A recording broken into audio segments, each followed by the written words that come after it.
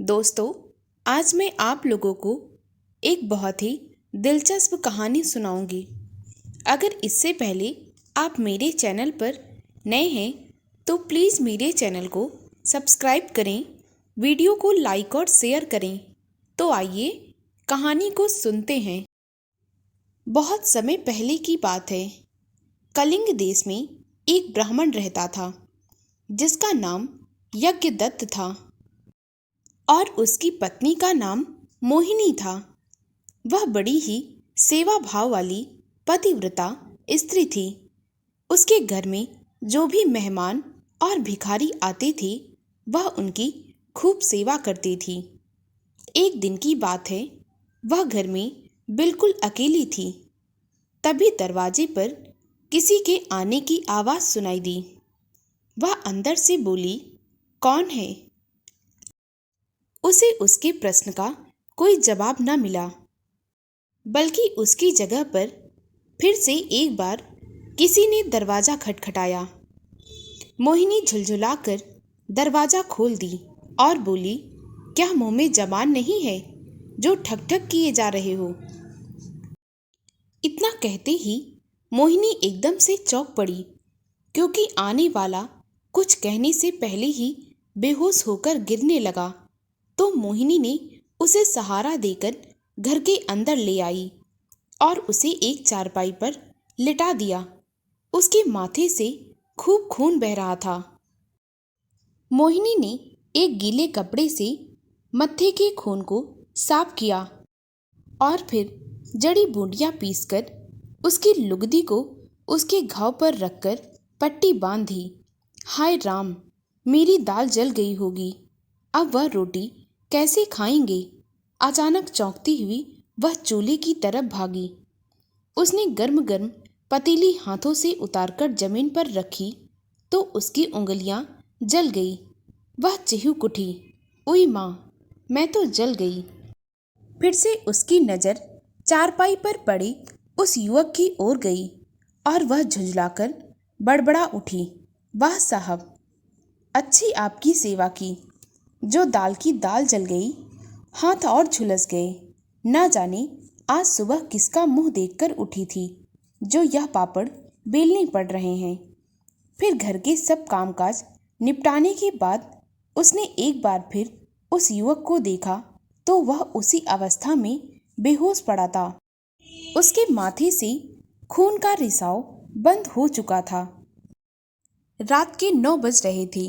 अब यज्ञदत्त के आने का समय हो गया था। देखते ही देखते थोड़ी देर में यज्ञदत्त आ गया। वह घर में घुसते ही उस युवक को देखा और कहने लगा, मोहिनी, यह कौन है? मोहिनी कहने लगी, मैं इसे नहीं जानती, शायद कोई परदेसी मालूम पड़ता है। माथे पर चोट लग जाने के कारण घर के दरवाजे पर आकर बेहोश हो गया, तो मैं इसे अंदर ले आई।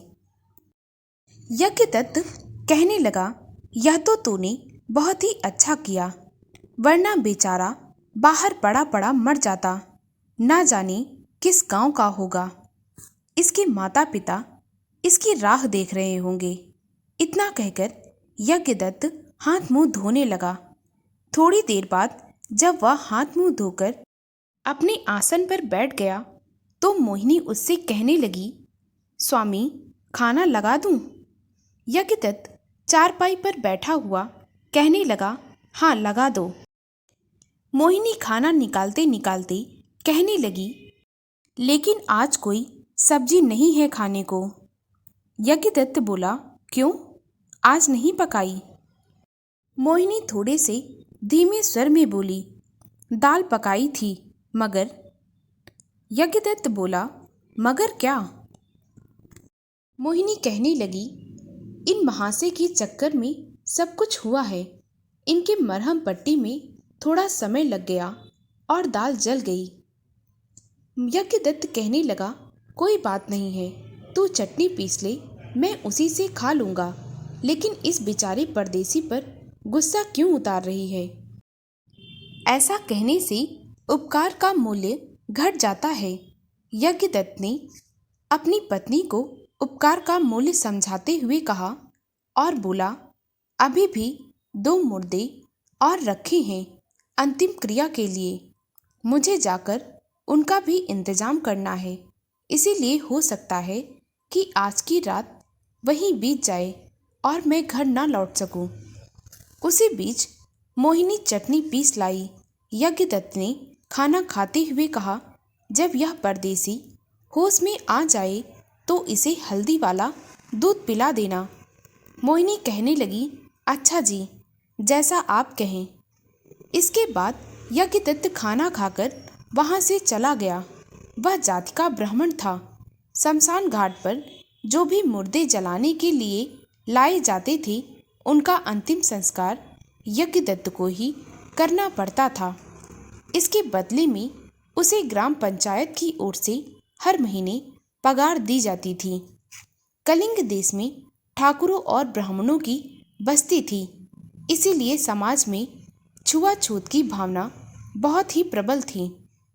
उस समय लोग मुर्दा जलाने वालों की परछाई मात्र से भी अपने आप को अपवित्र हुआ समझते थे। उन्हें छूना तो बहुत दूर की बात थी।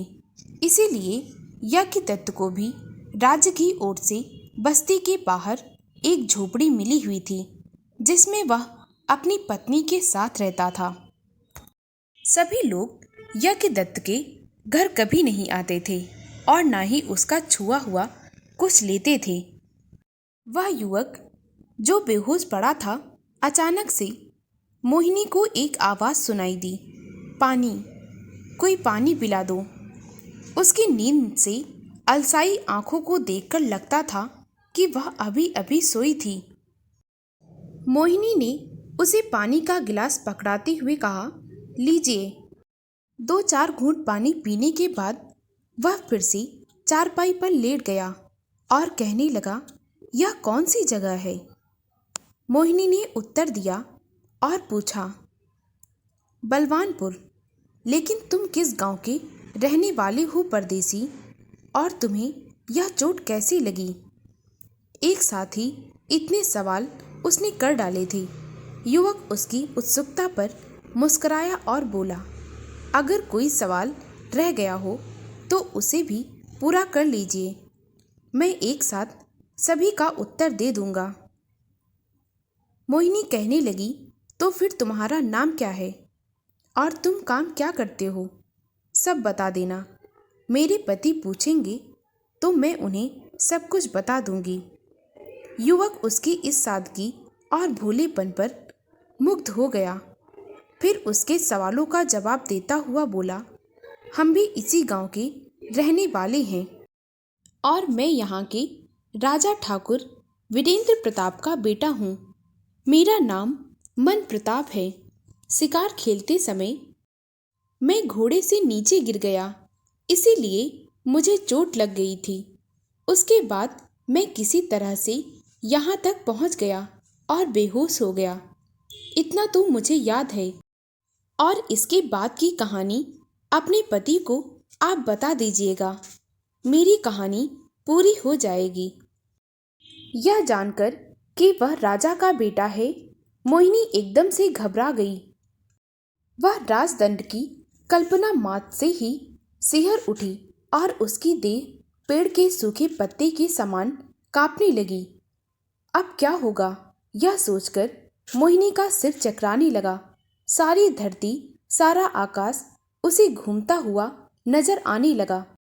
थोड़ी देर तक उसके मुंह से कुछ ना निकला। उसे खामोश देखकर मन प्रताप ने पूछा, आपने तो हमारा परिचय पा लिया, लेकिन अपना नाम नहीं बताया। क्या नाम है आपका? मोहिनी एकदम हड़बड़ाते हुए कहने लगी, मेरा नाम मोहिनी है। वह युवक कहने लगा, बहुत सुंदर नाम है, परंतु आप इतना घबरा क्यों रही हैं? मोहिनी कहने लगी, आप यहाँ के राजकुमार हैं। तो वह कहने लगा, राजकुमार हैं तो क्या हुआ? क्या राजकुमार इंसान नहीं होते? मोहिनी फिर भी हड़बड़ाते हुए बोली, होते हैं, क्यों नहीं होते हैं, वे भी इंसान ही होते हैं। मन प्रताप कहने लगा, तो फिर तुम इतना डर क्यों रही हो? मोहिनी कहने लगी, मुझे डर आपसे नहीं लग रहा है कुंवर साहब, डर हमें आपके पिता से लग रहा है। वह यहाँ के राजा हैं। शायद आप नहीं जानते कुंवर साहब कि हम लोग शमशान के पंडित हैं, जिनकी परछाई तक पड़ने पर लोग अपवित्र हो जाते हैं। फिर उन्हें छूना और उनके हाथ का खाना खाना तो बहुत दूर की बात है। अगर इस बात का पता राजा साहब को चल गया तो वह हमें जिंदा दीवार में चुनवा देंगे। इतना कहते कहते मोहिनी की आंखों से आंसू फूट फूट कर बहने लगे। मन की यही भावना तो इंसान को कायर बना देती है। क्या शमशान में काम करने वाले लोग अछूत होकर इंसान नहीं रहते? क्या उनके सीने में दिल नहीं धड़कता? क्या उनकी रगों में खून नहीं दौड़ता? अगर हाँ, तो फिर इतना डरते क्यों हो? वह कुछ भी नहीं बोली थी। तब मन प्रताप ने आगे बढ़कर कहा, आप डरे नहीं। आपने तो हमारी जान बचाई है। आपने हमारी जान बचाकर मेरे ऊपर बहुत बड़ा एहसान कर दिया है। इसके बदले में हम आपको एक वचन देते हैं। आप हमसे जो चाहें मांग लें, हम उसे पूरा करने का वचन देते हैं। मोहिनी कहने लगी, सच? मन प्रताप बोला, हम ठाकुर हैं और ठाकुर वचन के पक्के होते हैं। एक छोटी सी बात का इतना बड़ा पुरस्कार मिल जाएगा, इसकी तो मैंने कभी कल्पना नहीं की थी। एक बार फिर सोच लीजिए कुंवर साहब। मोहिनी मुस्कुराकर कहने लगी। मन प्रताप कहने लगा, मैंने सोच लिया है, तुम मांगो तो सही। मोहिनी कहने लगी, आपको काफी महंगा पड़ेगा एक रात यहाँ ठहरना। मन प्रताप बोला, ठाकुर अपना दिया हुआ वचन हारा नहीं करते मोहिनी। मोहिनी कहने लगी, तो फिर हमें माता काली के मंदिर में पूजा करने का अधिकार दिला दीजिए कुंवर साहब। इससे सभी अछूतों का उद्धार हो जाएगा। लोग फिर भी हमें अछूत नहीं समझेंगे। अभी भी कुछ नहीं बिगड़ा है। इनकार करके अपना बोल वापस ले लीजिए। मन प्रताप बोला, हम अपना बोल वापस ले लें, ऐसा तो कभी हो ही नहीं सकता। युद्ध में पीठ दिखाकर भागना और वचन से मुंह फेरना ठाकुरों को शोभा नहीं देता, और ठाकुरों ने ऐसा करना कभी नहीं सीखा। हम तुम्हें माता काली के मंदिर में आने व पूजा करने का निमंत्रण देते हैं। इस शरद पूर्णिमा को हमारा जन्मदिन है। उस दिन शाम को हम माता काली के मंदिर में पूजा करने और प्रसाद बांटने जाते हैं। तुम भी वहां आ जाना। हम तुम्हारा उस दिन इंतजार करेंगे। वे दोनों आपस में बातें ही कर रहे थे, तभी दरवाजे के बाहर किसी के कदमों की आहट ने दोनों को चौंका दिया। मन प्रताप कहने लगा, लगता है बाहर कोई है जो हमारी बातें सुन रहा है। उसने तुरंत ही चारपाई से उतरकर दरवाजा खोलकर देखा तो दूर अंधेरे में एक साया सा जाता हुआ उसे दिखाई पड़ा। शायद किसी ने छिपकर हमारी बातें सुन ली हैं, इसीलिए मेरा अब यहाँ ज़्यादा देर तक रुकना उचित नहीं होगा। अगर किसी ने मुझे यहाँ से निकलते देख लिया तो बड़ा अनर्थ हो जाएगा। उसके बाद मन प्रताप मोहिनी को डरी सहमी छोड़कर वहां से चला गया। उधर वह साया तेजी से चलता हुआ एक विशाल इमारत के दरवाजे में जाकर ठिठका। दरवाजे के बाहर पहरा दे रहे दो पहरेदार ने आदर से अपना सिर झुका लिया। उस साये ने दरबान से पूछा, पिताजी कहाँ हैं? वह आपकी प्रतीक्षा कर रहे हैं साहब, दरबान ने उत्तर दिया। फिर वह साया उस विशाल इमारत में चला गया तथा एक कमरे में घुस गया। कमरे में केवल एक दीपक जल रहा था, फिर भी उसकी रोशनी पूरे कमरे के लिए पर्याप्त थी। दीपक में भी तेल की जगह कोई विशेष पदार्थ जल रहा था। उसकी दुर्गंध सारे वातावरण में फैली हुई थी। उसे एक तख्त पर भारी भरकम आदमी लेटा हुआ था। उसकी आंखें उस रोशनी में अंगारों की तरह दहक रही थी। उस आदमी ने अपनी भारी भरकम आवाज में कहा, क्या खबर लाए हो गजेंद्र? वह कहने लगा, पिताजी, खबर अच्छी नहीं है। वह बोला, क्या मतलब? मेरे वार से वह बच निकला। बहुत तलाश करने पर वह एक झोपड़ी में मिला, किंतु सचेत अवस्था में। परंतु उसकी जो बात मैंने वहां सुनी, उससे एक भयानक षड्यंत्र की बू आ रही थी। वह कहने लगा, षड्यंत्र? कैसा षड्यंत्र? सारे राज्य में धर्म को नष्ट करने का षड्यंत्र, राजघराने और उनसे संबंधित लोगों को पथभ्रष्ट करने का षड्यंत्र। उस आदमी ने कहा, परंतु वह कैसे? तब गजेंद्र कहने लगा, माता काली के मंदिर में अछूतों को पूजा का अधिकार देकर। उस आदमी ने कहा, कौन रच रहा है वह षड्यंत्र? इतना कहकर वह यकायक आवेश में आ गया। तब गजेंद्र ने कहा, अपने कुंवर मन प्रताप तथा यज्ञदत्त की पत्नी। उस आदमी ने कहा, असंभव, धर्मदास के होते हुए धर्म भ्रष्ट नहीं हो सकता। धर्मदास धर्म के लिए तो राज्य की ईंट से ईंट बजा देगा, लेकिन धर्म पर आंच नहीं आने देगा। धर्मदास क्रोध में गरजा। उधर यज्ञदत्त के घर दरवाजे पर दस्तक हुई। यज्ञदत्त बड़बड़ाकर बोला, कौन है? यज्ञदत्त की लकड़ियां पाने के लिए ये मरने वाले रात और दिन का भेद भी नहीं समझते। जब मन करता है अपने प्राण त्याग देते हैं। वह इतना कह ही रहा था, तभी दरवाजे पर फिर से दस्तक हुई। खट खट। वह कहने लगा, अरे आता हूँ भाई, इतनी भी क्या जल्दी है? वहां भी तो लकड़ियां चुनने में समय लगेगा।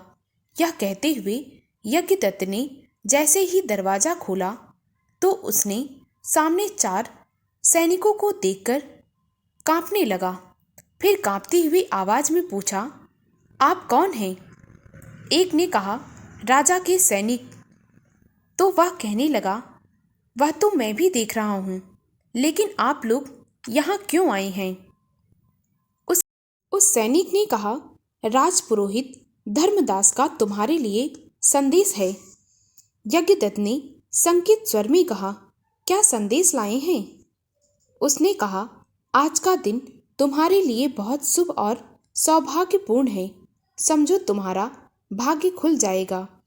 यज्ञदत्त पहेलियां बुझाने का आदि नहीं। तुम्हें जो बात कहनी है साफ साफ कहो, वरना अपना रास्ता नापो। बात साफ करने ही आए हैं। हमारे धर्मगुरु राजपुरोहित धर्मदास तुमसे बहुत प्रसन्न हैं और आज तुम पर मेहरबान भी हैं। वह तुम्हारी पत्नी को अपनाना चाहते हैं, क्योंकि वह तुम्हें कोई संतान नहीं दे सकी। इतना सुनते ही यज्ञदत्त एकदम क्रोध में उबल पड़ा और कहने लगा, सैनिक, अपनी जुबान संभालो। सैनिकों ने कहा, क्रोध से काम ना लो यज्ञदत्त। क्रोध इंसान को विवेकहीन बना देता है। तुम्हें तो खुश होना चाहिए कि तुम्हारा सौभाग्य आज स्वयं तुम्हारे दरवाजे पर दस्तक देने चला आया। उसको ठोकर ना मारो। यज्ञदत्त कहने लगा, मैं कहता हूं तुम चुप हो जाओ। वे सैनिक बोले, हम चुप तो हो जाएंगे, तुम अपनी पत्नी धर्मगुरु की सेवा में समर्पित कर दो। यज्ञदत्त कहने लगा, तुम्हें जो कहना था तुम कह चुके हो। अब अच्छाई इसी में है कि तुम लोग चुपचाप यहाँ से चले जाओ। अब मेरा भी फैसला सुन लो। मैं अपनी पत्नी का गला घोट सकता हूँ, मगर उसकी कोख को कलंकित नहीं कर सकता। अब तुम लोग जा सकते हो, वरना मुझे मजबूर होकर राजा साहब से न्याय मांगना होगा। हम चले जाएंगे यज्ञदत्त, मगर तुमने धर्मगुरु का प्रस्ताव ठुकराकर अपने दुर्भाग्य को न्योता दे दिया है। अपने आखिरी शब्द कहते हुए यज्ञदत्त एकदम से चीख उठा और कहने लगा, उसकी चिंता मुझे होनी चाहिए, तुम्हें नहीं। चारों सैनिक जैसे आए थे उल्टे पांव वैसे ही वापस लौट गए और फिर वक्त बीतता चला गया। शरद पूर्णिमा का दिन भी आ गया। आज मोहिनी को मंदिर जाना था। वह मंदिर जाने की तैयारी करने लगी। उसे पूजा की थाली सजाते देख यज्ञदत्त ने कहा, मोहिनी, तुम कहाँ जा रही हो? वह कहने लगी, स्वामी, माता काली के मंदिर जा रही हूँ। फिर से यज्ञदत्त बोला, वहां तुम्हें घुसने कौन देगा? वह तो राज मंदिर है। मोहिनी कहने लगी, कुंवर साहब। फिर से यज्ञदत्त कहने लगा, यह कैसे हो सकता है? इन राजा महाराजाओं के वचनों का क्या है प्रिय? शब्दों का खोखला जाल है जो बार बार बुना जा सकता है और बार बार ही तोड़ा भी जा सकता है। लेकिन तुम अपनी जान पर खेल कर भी इस अपराध से मुक्त नहीं हो पाओगी। हम निसंतान ही रह लेंगे। मोहिनी आश्चर्य से अपने पति का मुंह ताकती रह गई। यज्ञदत्त फिर से बोला, प्रिय, तुम्हें यह नहीं भूलना चाहिए कि तुम एक शमशान के ब्राह्मण की पत्नी हो और हमें मंदिर जाने का कोई अधिकार नहीं है। लोग शमशान के ब्राह्मण की परछाई से भी घबराते हैं।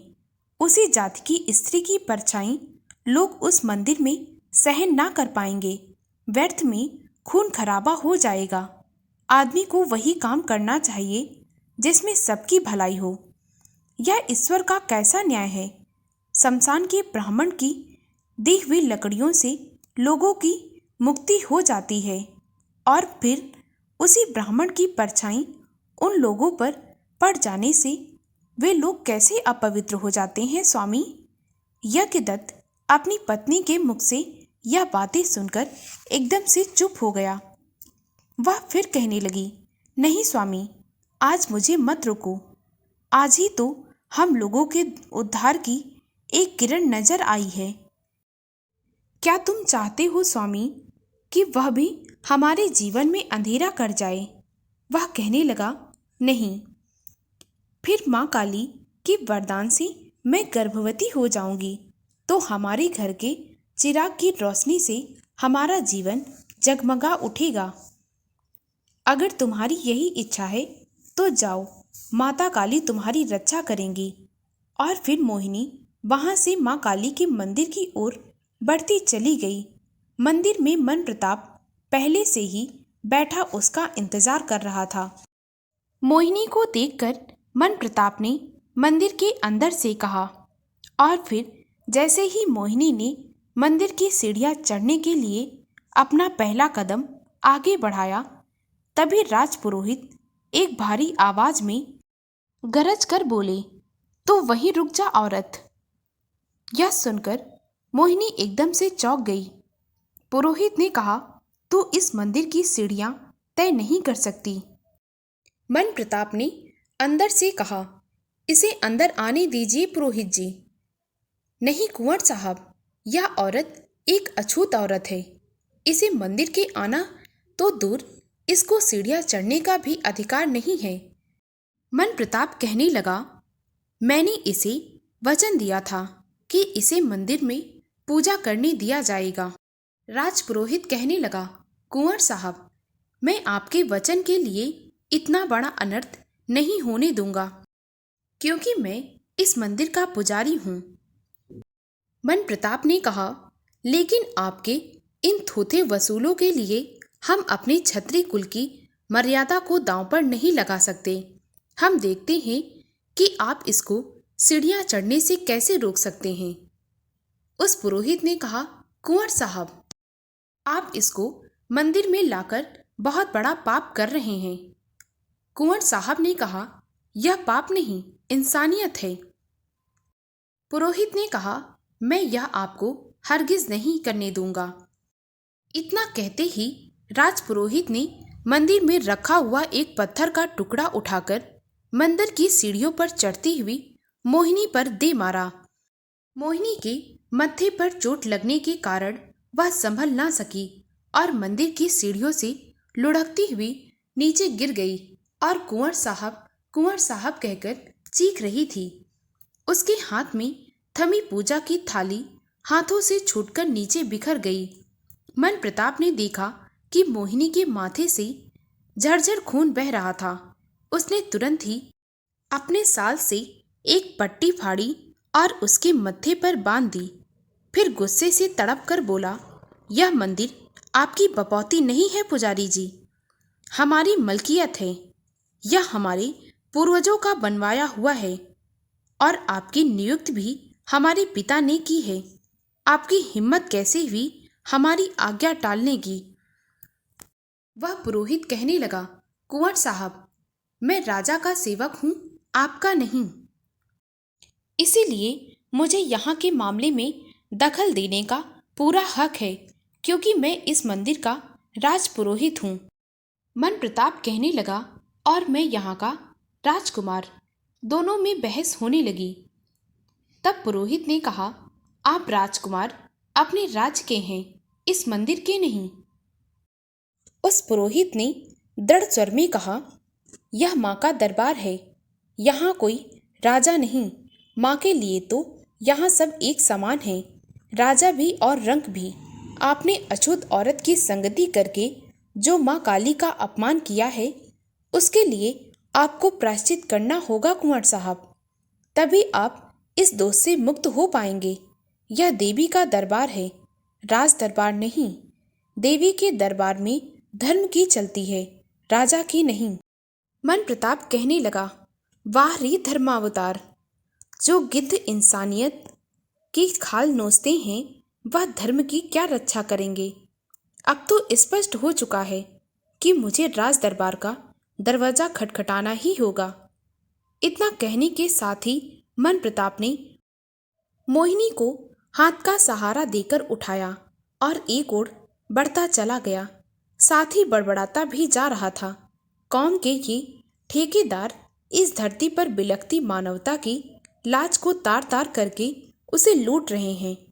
इसका फैसला कल दरबार में अवश्य होगा।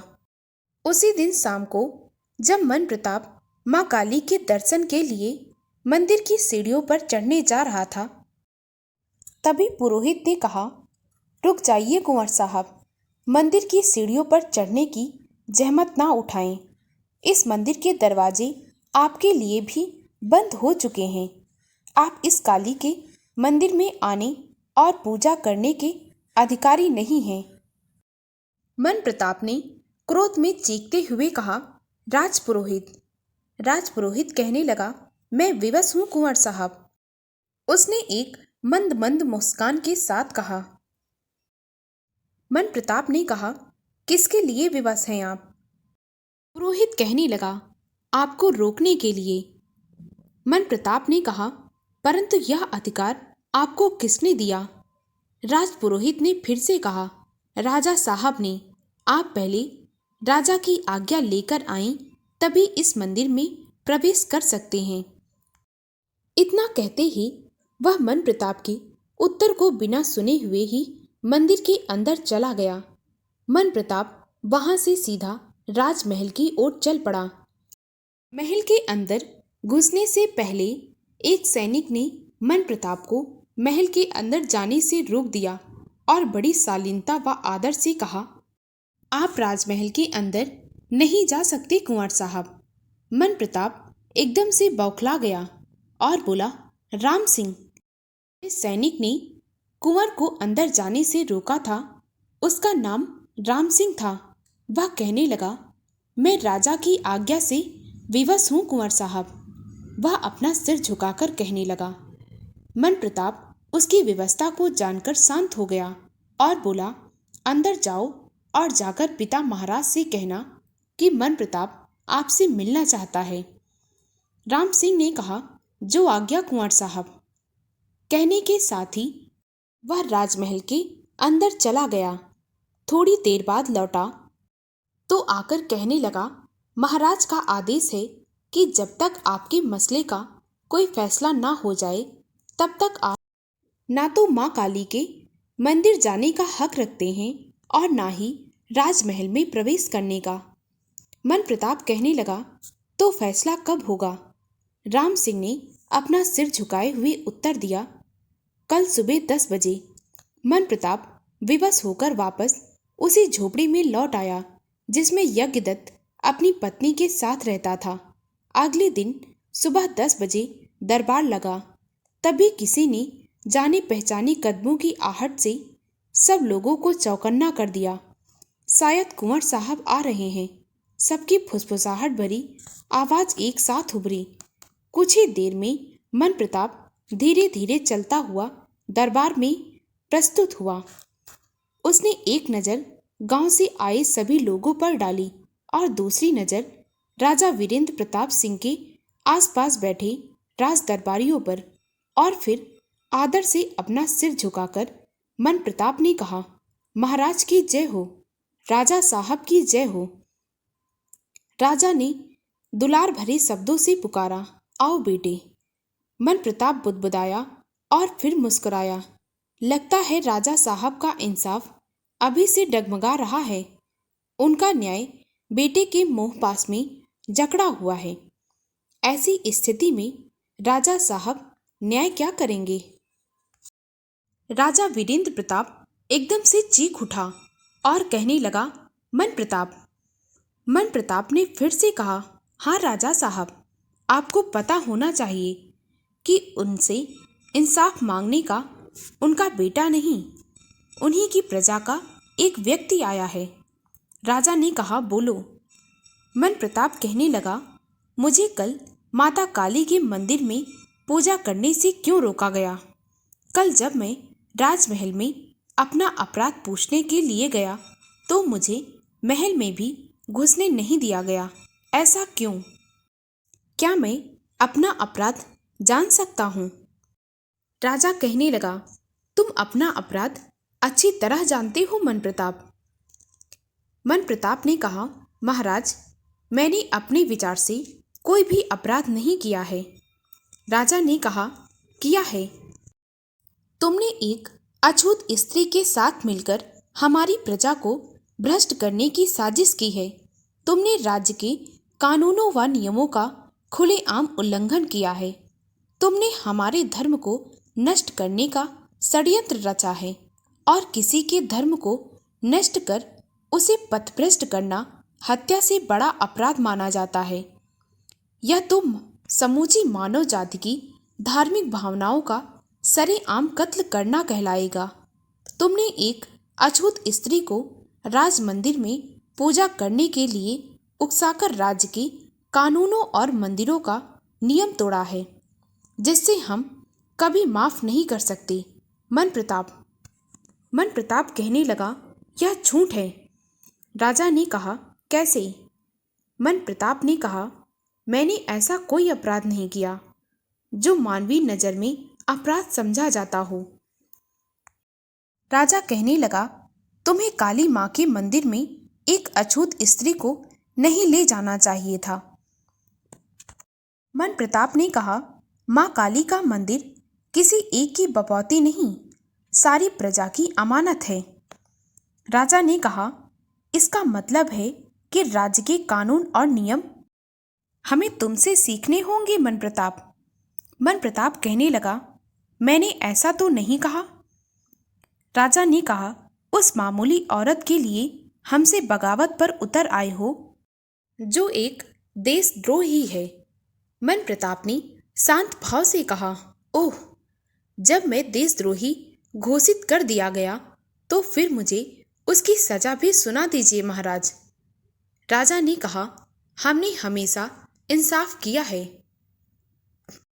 वही आज भी करेंगे। हम तुम्हें देशद्रोह के अपराध में देश निकाला देते हैं।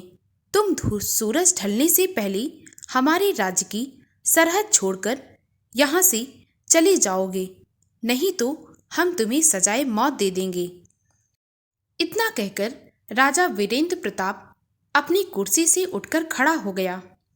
महाराज की जय हो, राजा साहब की जय हो।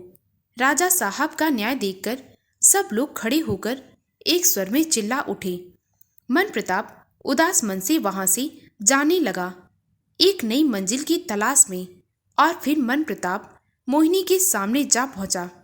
उसका उतरा चेहरा देखकर मोहिनी ने पूछा, क्या हुआ कुंवर साहब, आपका चेहरा क्यों बुझा हुआ है? आपकी आंखों में वीरानगी क्यों झलक रही है? मन प्रताप ने मुस्कुराने की असफल कोशिश करते हुए कहा, नहीं तो। मोहिनी कहने लगी, नहीं, आपका चेहरा बता रहा है। मन प्रताप कहने लगा, राजा साहब ने हमें देश निकाला दे दिया है। मोहिनी उछल पड़ी और बोली, क्या? उसकी आंखें फटी की फटी रह गईं। मन प्रताप बोला, हाँ मोहिनी, राजा साहब ने आंखों पर धर्म की आड़ में छिपी नीचता की पट्टी चढ़ा रखी है। हमें शाम होने तक गांव छोड़ देना है। हम तुम्हें एक योगी के पास ले चलेंगे। वह तुम्हें संतान का वरदान अवश्य देंगे।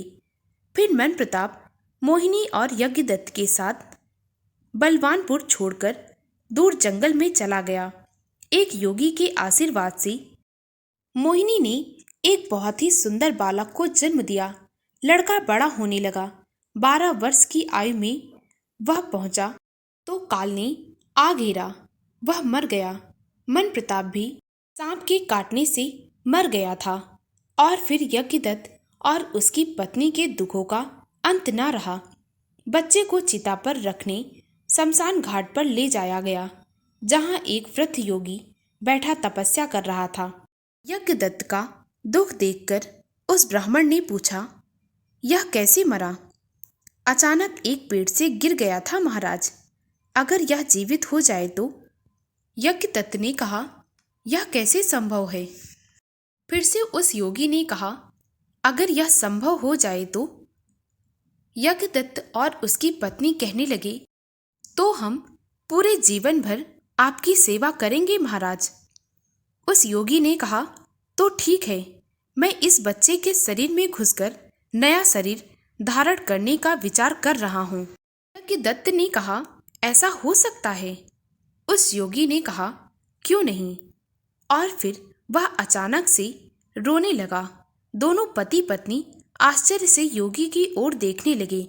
उनकी समझ में कुछ न आ रहा था कि वह क्यों रो रहा है। आप रो क्यों रहे हैं महाराज? सुनते ही योगी ठहाका लगाकर हंसने लगा। अजीब बात है, यज्ञदत्त ने कहा और अपनी पत्नी की ओर देखने लगा। पत्नी भी हैरानी से भरी योगी की ओर देख रही थी। अचानक से वह तपस्वी गायब हो गया और उसकी आत्मा मृत बालक के शरीर में प्रवेश कर गई और वह जी उठा। ब्राह्मण यज्ञदत्त और उसकी पत्नी अपने बेटे को जीवित देखकर बहुत ही खुश हो गए और खुशी से झूमने लगे। बच्चे को उठाकर उसे दुलार करने लगे। तभी यज्ञदत्त ने कहा, मुझे लगता है कि उस तपस्वी ने अपनी आत्मा इस बच्चे में प्रवेश करा दी है।